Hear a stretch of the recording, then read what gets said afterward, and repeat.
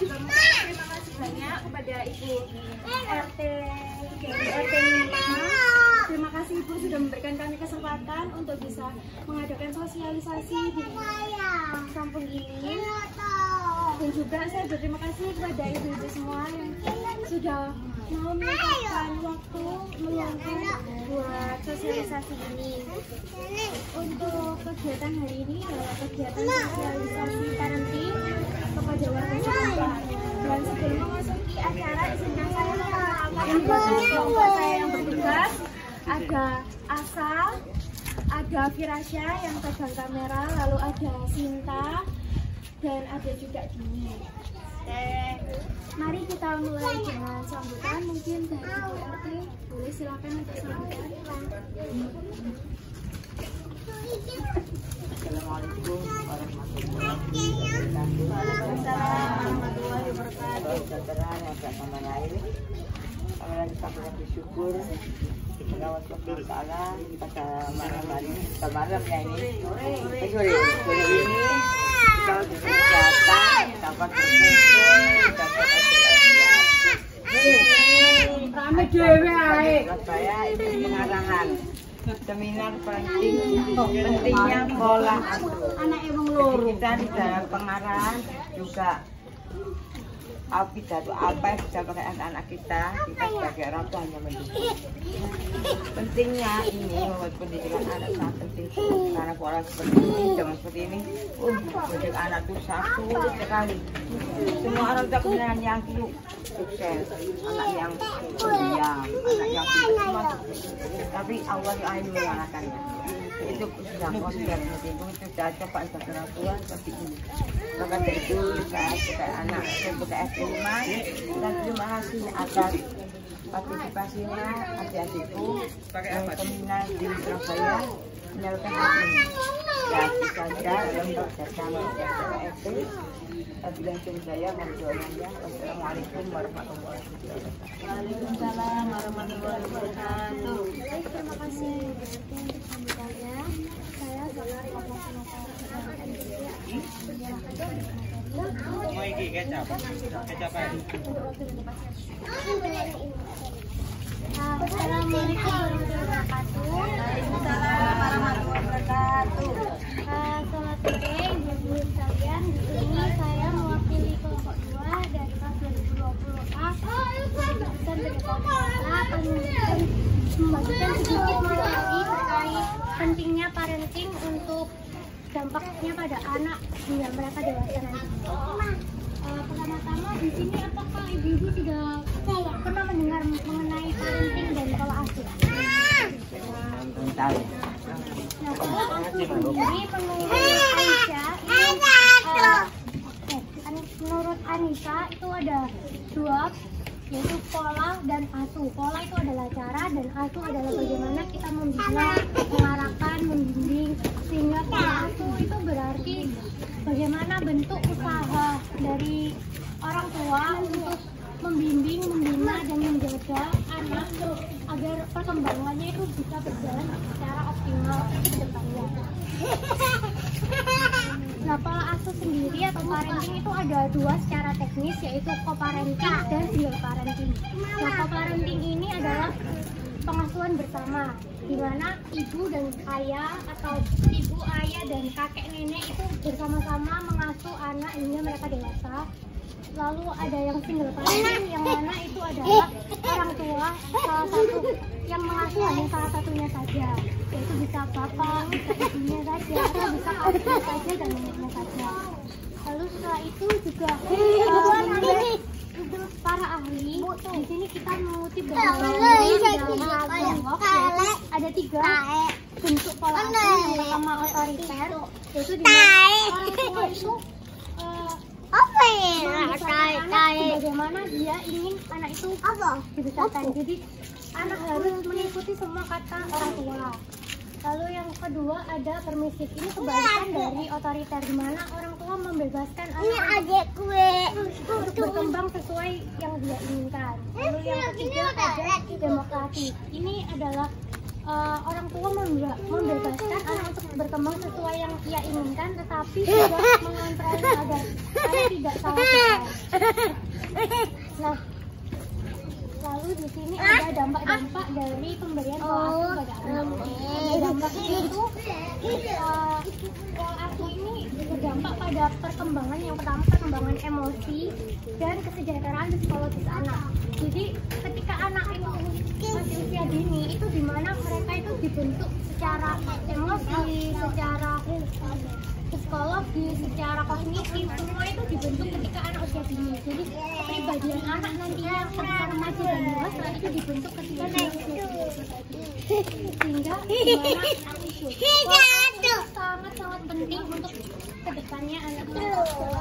Lalu yang kedua adalah perkembangan kognitif anak, yaitu cara berpikirnya, cara anak memahami, anak belajar. Nantinya itu juga ada dampak dari pola asuh di rumah. Lalu yang ketiga adalah perkembangan nilai agama dan moral anak.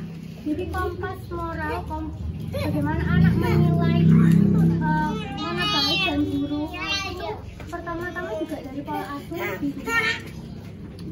Baru nanti dikembangkan ketika mereka ada di sekolah dan di lingkungan masyarakat. Lalu yang ketiga keempat ada perkembangan kesehatan dan fisik motorik anak. Bagaimana orang tua yang bekerja dengan orang tua yang selalu ada dengan anak, itu pola asuhnya tentu saja akan berbeda, sehingga kesehatan fisik dan motorik anak pun perkembangannya juga akan berbeda. Misalnya orang tua yang bekerja itu kan kadang tidak terlalu memperhatikan bagaimana gizinya anak. Nah, itu akhirnya berdampak pada perkembangan fisik dan motorik anaknya. Lalu yang kelima ada perkembangan sosial anak. Perkembangan sosial anak di sini bagaimana anak nantinya memiliki kemampuan sosial untuk berkehidupan sosial di kehidupan masyarakat. Jadi bagaimana orang tua itu membentuk dan mengajarkan kehidupan sosial itu tadi akan berdampak pada bagaimana pandangan mereka tentang berkehidupan sosial. Lalu ada perkembangan bahasa anak. Orang tua menjadi orang pertama yang yang berinteraksi dengan anak, sehingga anak mengenal bahasa itu melalui orang tua. Sehingga bagaimana orang tua berbahasa di rumah itu juga akan berdampak pada perkembangan bahasa anak nantinya.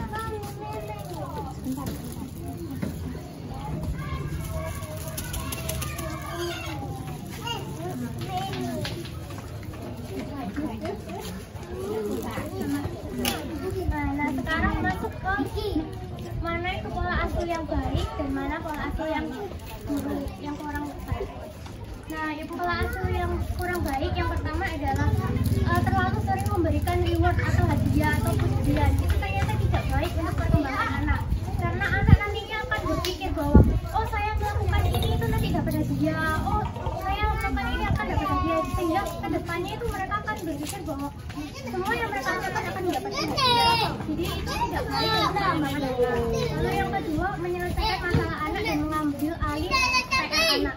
Nah, PR itu sebenarnya dimaksudkan untuk membantu anak mendapatkan stimulus perkembangannya. Nah, ketika PR itu tadi diambil alih oleh orang tua dengan anggapan bahwa agar nilai anaknya menjadi bagus, itu orang tua sebenarnya mengurangi intensitas stimulus yang diberikan oleh guru pada anak agar anak itu berkembang. Jadi guru pun juga akannya untuk menilainya juga nantinya akan bingung perkembangan anak ini semakin baik atau semakin menurun, karena kita yang menentukan adalah orang tuanya, bukan anaknya. Lalu yang ketiga, tidak membiarkan anak untuk bermain atau mengeksplor dunianya sendiri. Nah, orang tua kan kadang itu kayak terlalu takut untuk melepas anaknya pergi mengeksplor dunia luar, padahal dengan cara mereka mengeksplor itu mereka belajar melalui pengalaman dan melalui apa yang mereka lihat. Anak itu belajar melalui 3 hal. Jadi melalui modeling atau percontohan dari kita, yang kedua melalui pengalaman yang mereka terima dari kelima panca inderanya, yaitu apa yang mereka dengar, apa yang mereka lihat, apa yang mereka rasakan, itu semua pengalaman yang akan menjadi pelajaran untuk mereka. Lalu yang ketiga, melalui imitasi. Jadi ketika modeling dan pengalaman ini sudah mereka bentuk sebagai sebuah konsep, nantinya mereka akan melakukan imitasi, yaitu menirukan semua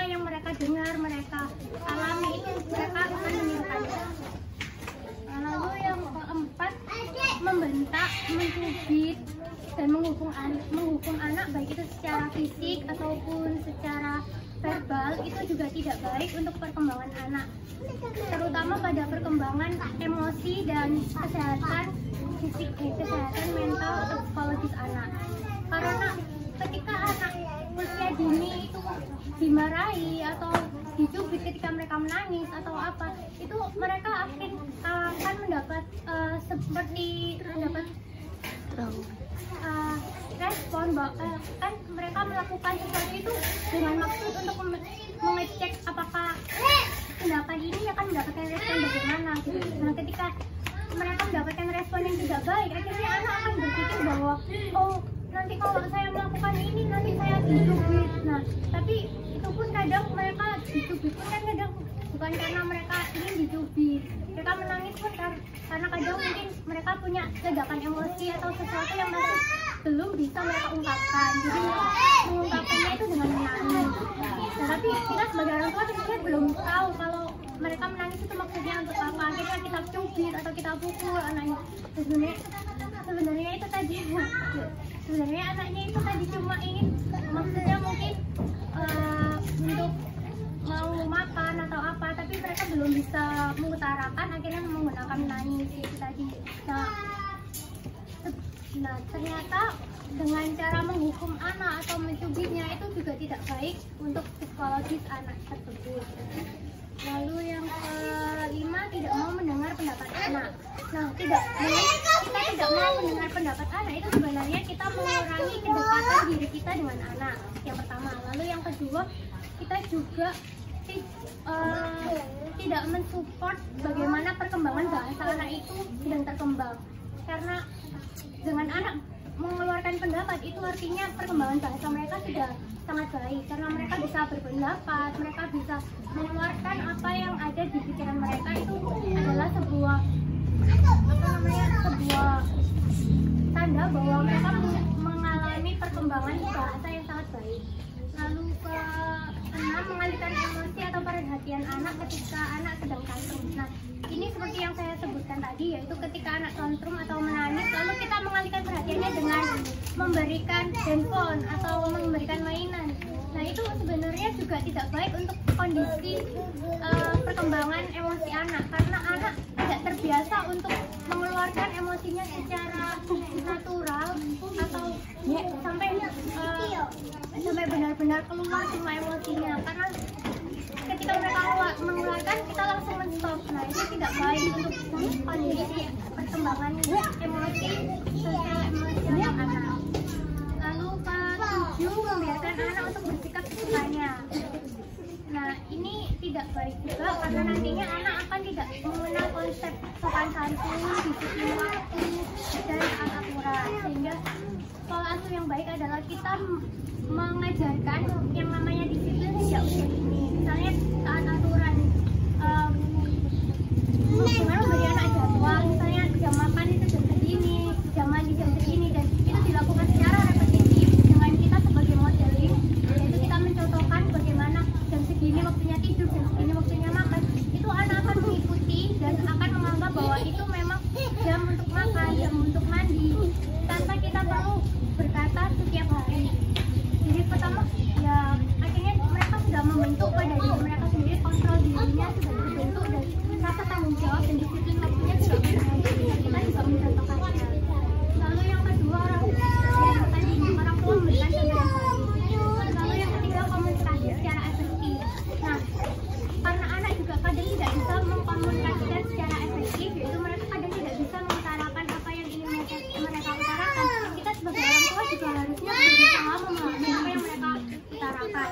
Bukan kita malah semakin memotong perkataan anak atau sebagainya, karena akhirnya nanti juga komunikasi yang terjalin antara anak dan orang tua juga tidak akan terjadi atau tidak terjadi secara efektif. Lalu yang keempat, tadi sudah mengerjakan kedisiplinan. Kelima, orang tua harus konsisten.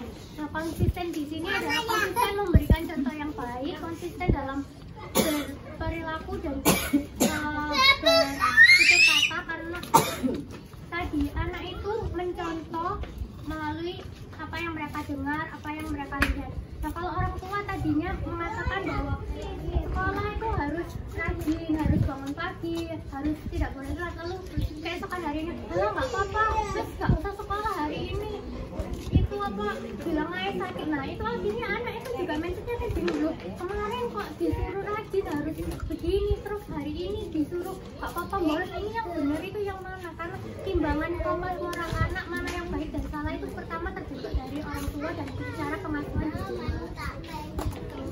Lalu yang ke-8 mengajarkan nilai-nilai agama sedini mungkin. Dan tadi anak juga mengenal agama itu dari orang tua. Kan kita juga baru lahir tentunya tidak tahu konsep agama itu seperti apa, tidak orang tua yang mengajarkannya. Misalnya tentang pertama itu mengenalkan siapa itu Tuhannya, terus apa yang harus dilakukan saat ibadah dan kawan-kawan, itu yang mengenalkan pertama kali adalah orang tua. Lalu yang ke-9 adalah mengajarkan konsep berbagi kepada anak sejak usia dini. Nah, konsep berbagi di sini adalah bagaimana ketika anak itu berada dalam satu keluarga, mereka tentunya memiliki porsinya masing-masing. Nah, di keluarga ini juga diajarkan bagaimana konsep berbagi itu. Misalnya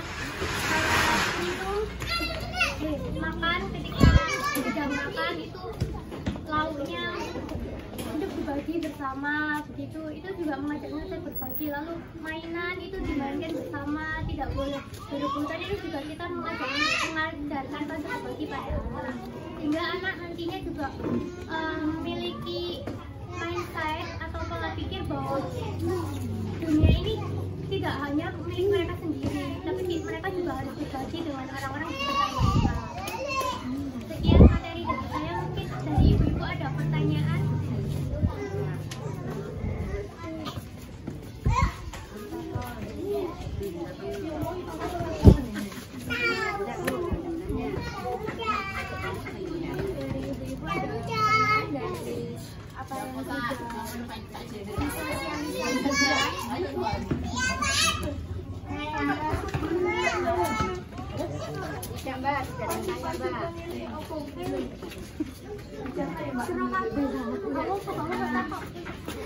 Saya membantu menanggapi ya Bu. Kita ambil contoh saja untuk adik kecil itu ya. Nah, ketika ada sesuatu terjadi, ibunya ini lagi repot, lagi ada penyuluhan. Nah, terus misalnya dia tidak punya, masih nggak ada kakak yang bimbing atau setidaknya kalau sebentar aja buat ngomong ke anaknya kalau jangan, itu nggak baik, jangan dibuang-buang karena itu untuk diminum. Kalau misalnya anaknya masih gak mau, masih diterusin, setidaknya kita sudah memberitahukan kepada anak itu jangan. Ketika didelegasikan langsung dia, karena udah habis ya Bu, udah habis nih, langsung dibuang aja sembarangan. Nah itu yaudah nanti sampahnya dibuang di tempat sampah. Lalu ketika anak berbuat seperti itu, kebanyakan dari para orang lain seolah-olah seperti bangga gitu bahwa anaknya itu dalam tanda kutip ada yang nakal itu tuh. Ada beberapa orang tua yang memang ya kita tidak bisa menghakimi satu persatu demi orang, cuman ada dari mereka yang sayang tapi salah untuk mengatakan pendapatnya itu. Lalu ketika hal tersebut terjadi ya sebaiknya jangan diberhentikan. Iya, anakku pancen rese gitu. Jadi kayak mungkin ibu-ibu sekalian pernah mendengar suatu pepatah, mulutku adalah harimau. Nah, apa yang kita keluarkan dari mulut kita itu bisa jadi doa buat anak-anak. Jadi apapun yang terjadi, anggap saja senakal-nakalnya anaknya atau aduh Yesus saya dibilangi gitu ya, jadi diusahakan semaksimal mungkin itu bilang tidak gitu, tapi tanpa memukul dan tanpa mengata-ngata yang tidak benar. Itu tadi sih seperti yang sudah dijelaskan sama Asa tadi. Dari ibu-ibu sekalian mungkin apa ada pertanyaan? Jika tidak ada yang ditanyakan, kita bisa menutup sesi sosialisasi ini. Baik, saya dan teman-teman anggota kelompok 2 mengucapkan terima kasih sebanyak-banyaknya untuk ibu yang sudah menyediakan halaman rumahnya, kita sosialisasi untuk BRT yang sudah membolehkan kami sosialisasi di sini dan juga kepada ibu-ibu sekalian yang sudah hadir. Kami mengucapkan terima kasih banyak untuk segala respon baiknya. Semoga ilmu yang kita sampaikan ini bisa bermanfaat untuk kedepannya dan diterapkan di kehidupan sehari-hari. Kami juga mohon maaf bila ada kesalahan kata yang kami ucapkan dari saya Asa maupun dari teman-teman. Semoga dapat dimaafkan dan berkenan di semua. Kenapa, Dek? Sini aja sama Mama. Adik ngapain tadi? Adik ngapain? Hah? Ngapain?